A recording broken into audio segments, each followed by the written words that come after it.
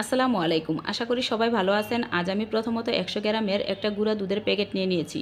প্যাকেটের গায়ে লেখা আছে দেখেন ১০০ গ্রাম বাংলাতে এবং কি ইংরেজিতে। তার পিছনে কিন্তু প্যাকেটের রেটটা দেওয়া আছে ৯৫ টাকা। কিন্তু এই গুঁড়া দুধের প্যাকেটটা দোকান থেকে ৯০ টাকা দিয়েই কিনতে পাওয়া যায়। এখন আমি নিয়ে নিচ্ছি একটি কাঁচের গ্লাস। এই ধরনের ৪টি গ্লাসে আমি দোকানের মতো পারফেক্ট স্বাদের মিষ্টি দই বানিয়ে নিব এই ১ প্যাকেট গুঁড়া দুধ দিয়ে, তাও আবার সূর্যের আলোতে রেখে। কি অবাক হচ্ছেন কিভাবে সূর্যের আলোতে রেখে মিষ্টি দই বানানো যায়, তাও আবার গুঁড়া দুধ দিয়ে? জানতে হলে পুরো ভিডিওটা দেখে আসতে হবে। তাহলে চলেন যাই দেখে আসি। প্রথমত আমি গ্লাসটা নিয়ে নিয়েছি আপনাদের মাপটা বোঝার সুবিধার জন্য, যাতে করে আপনারা খুব সহজে মাপটা বুঝে পারফেক্ট মিষ্টি দই বাসায় বানিয়ে খেতে পারেন। ১ প্যাকেট গুঁড়া দুধ ১ গ্লাস হয়েছে। এখন আমি গুঁড়া দুধটা একটা বড় বাটিতে ঢেলে নিচ্ছি। যেই গ্লাস দিয়ে আমি গুঁড়া দুধটা মেপে নিয়েছি সেই গ্লাস দিয়ে ৩ গ্লাস পানি দিয়ে দিচ্ছি। আপনারা চেষ্টা করবেন এভাবে গুঁড়া দুধটা মেপে নেওয়ার জন্য। যে কোনো বাটি বা গ্লাস দিয়ে মেপে নেবেন, আর যেটা দিয়ে মেপে নেন না কেন সেটা দিয়ে ৩ গ্লাস বা ৩ বাটি পানি দিয়ে দিতে হবে। এভাবে ৩ গ্লাস পানি দিয়ে দিলে কি হয়, বেশি সময় নিয়ে জাল করে দুধটা ঘন করতে হয় না। ৩ থেকে ৪ মিনিট জাল করে নিলেই হবে। আর যদি ৪ গ্লাস পানি দিতে যান তাহলে একটু সময় নিয়ে দুধটা জাল করে, মানে ৪ গ্লাস দুধকে ৩ গ্লাস করে নিতে হবে। কিন্তু একটু সময় নিয়ে যদি দুধটা জাল করে নেওয়া হয় সেই দুধের দইটা কিন্তু খেতে খুবই টেস্টি হয়। আপনাদের হাতে যদি সময় থাকে তাহলে আপনারা একটু সময় নিয়ে দুধটা জাল করে নেবেন। তো দেখেন গুঁড়া দুধটা পানির সাথে ভালোভাবে মিশিয়ে নিয়েছি। এখন চুলায় একটা প্যান বসিয়ে দিয়ে দিচ্ছি 1/3 কাপ চিনি। চিনিটা আমি ক্যারামেল করে নিব, তার জন্য দিয়ে দিচ্ছি ১ টেবিল চামচ পানি। পানিটা দিয়ে আমি কিছুক্ষণ জাল করে নিচ্ছি।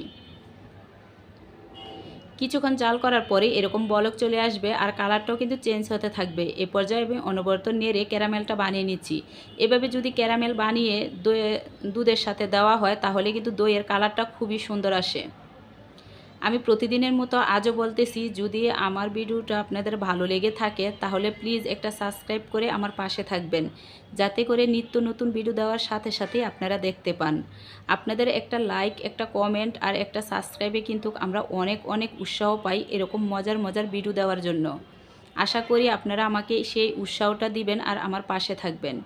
এই তো দেখেন ক্যারামেলটা কিন্তু প্রায় হয়ে আসছে। আমি আরেকটু কালারটা গাঢ় করে নিব, সেজন্য একটু জাল করে নিচ্ছি।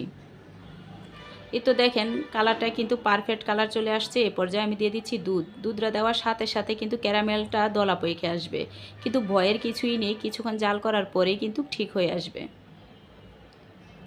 তো দেখেন কিছুক্ষণ জাল করার পরে কিন্তু ক্যারামেলটা গলে গেছে আর দুধের কালারটাও কিন্তু খুব সুন্দর আসছে। এ পর্যায়ে আমি দিয়ে দিচ্ছি আরও 1/3 কাপ চিনি। চিনিটা অবশ্যই আপনারা আপনাদের স্বাদ অনুযায়ী দিয়ে নেবেন। আমি দইটা মানে ফ্রিজে রেখে ঠান্ডা করে খাবো, তো আর একটু ঠান্ডা ঠান্ডা দইটা একটু মিষ্টি হলেই আমার কাছে ভালো লাগে, কিন্তু আপনারা আপনাদের স্বাদ অনুযায়ী চিনিটা দিয়ে নেবেন।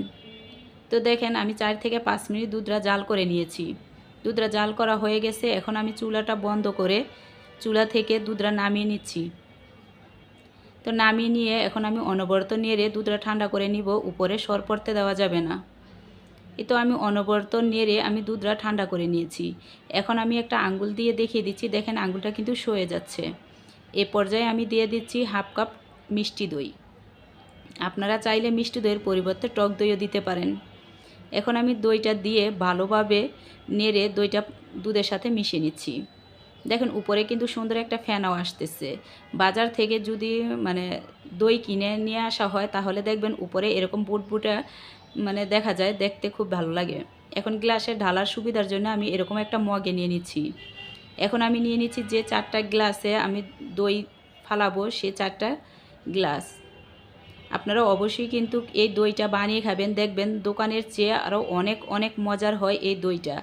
আপনারা একবার যদি বাসায় বানিয়ে খান আর যাদেরকে খাওয়ান, আর কখনো আপনারা বাজারের দই কিনে খাবেন না। এই তো দেখেন গ্লাসের ভিতরে আমি 1/2 টেবিল চামচ এভাবে একটু দই দিয়ে দিচ্ছি। এই দইটা কিন্তু আপনারা না দিলেও হবে, দইটা দেওয়া ছাড়াও কিন্তু সুন্দরভাবে দইটা বসে যাবে। এখন আমি উপর থেকে দুধটা ঢেলে দিচ্ছি। এভাবে যদি উপর থেকে দুধটা ঢেলে দেওয়া হয় তাহলে কিন্তু উপরে সুন্দরভাবে একটা ফেনা হয়ে যায়। এই তো আমি কিন্তু পুরাটা দুধেই 4টা গ্লাসে ঢেলে নিয়েছি। এখন আমার লাগবে একটা বড় পাতিল। এই তো দেখেন একটা বড় পাতিল নিয়েছি, তার ভিতরে আমি একটা মানে গেঞ্জি দিয়ে দিচ্ছি। গেঞ্জিটা দিয়ে এখন আমি পাতিলের ভিতরে গ্লাসগুলো নিয়ে নিচ্ছি। এই দইটা মানে বাজারের দইয়ের থেকে অনেক মজার হয়। ছোট বড় দেখবেন সবাই অনেক পছন্দ করে এই দইটা খেয়ে নিবে। আর তো কখনো আপনারা বাজার থেকে দই কিনেই খাবেন না। আর কিন্তু খুব সহজে চটজলদি বাসায় বানিয়ে নেওয়া যায়।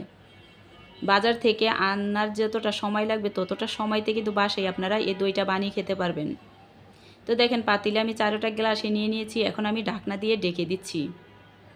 ঢাকনা দিয়ে ঢেকে বারিন্দায় কড়া রোদ্রের একটা টুলের উপরে আমি পাতিলটা রেখে দিয়েছি। এখন এরকম পাতলা একটা কম্বল দিয়ে ভালোভাবে ঢেকে দিচ্ছি। আর এটা কিন্তু অবশ্যই কড়া রোদ্রে রাখতে হবে। আমি 2 থেকে 3 ঘন্টায় এরকম কড়া রোদ্রে বারিন্দায় এই পাতিলটা রেখে দিব। তো 2 ঘন্টা পরেই দেখেন ফিরে আসছি। আমি মানে পাতিল থেকে দইয়ের গ্লাসগুলো নামিয়ে নিয়েছি।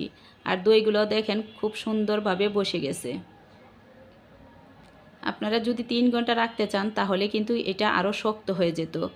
এখন একটু নরম দেখাচ্ছে, কিন্তু তারপরেও কিন্তু মানে দইটা অনেক সুন্দর হয়েছে। দেখেন আপনাদেরকে কেটে দেখিয়ে দিচ্ছি। আর এখন কিন্তু ফ্রিজে যদি রেখে দেওয়া হয় আধা ঘন্টার মতো তাহলে কিন্তু দইটা আরও শক্ত হয়ে যাবে। আর দইটা দেখতে যতটা লোভনীয় হয়েছে খেতে কিন্তু অসাধারণ মজার হয়েছে। অবশ্যই একবার হলেও আপনারা বাসায় এই দইটা বানিয়ে খাবেন। আর কীরকম হয়েছে কমেন্টে জানাবেন। পুরাটা ভিডিও দেখার জন্য আপনাদেরকে অসংখ্য ধন্যবাদ।